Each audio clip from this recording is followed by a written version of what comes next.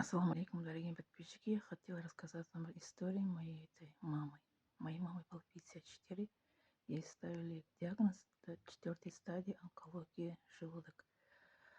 Она завещала, я помню, плакала и сказала моей папе, что я умру. Это мои дети. Как ты любил, как ты их, как это защитил при мне. После моей смерти тоже так это. Вот, пожалуйста.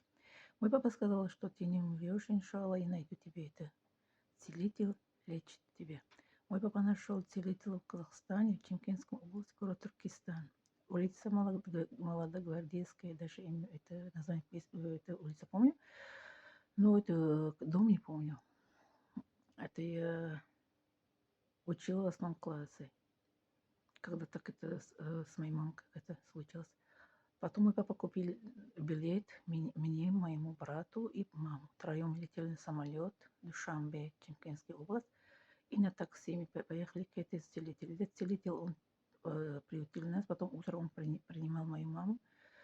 И он назначил ей из травы, которые он это сам лекарство готовил. Также он это читал дуа, тоже помню, аят из Корана моей мамы. И это лекарство он это назначил, что через день, каждый раз это через день, натощак одну таблетку она должна принять.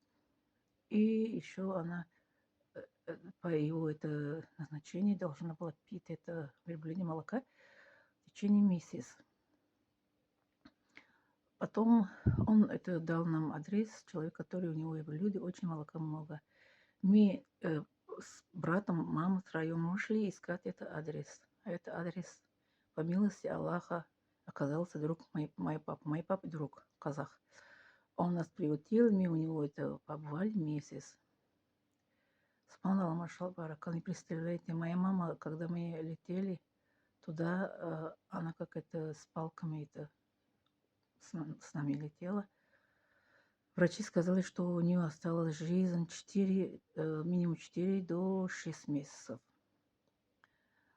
Вот она поправилась, обратно мы летели домой.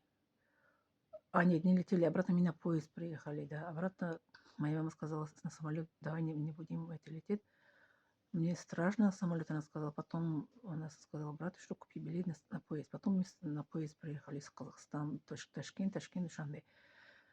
Вот так. Сейчас еще дальше я расскажу, чтобы это длинное видео не получилось, хорошо?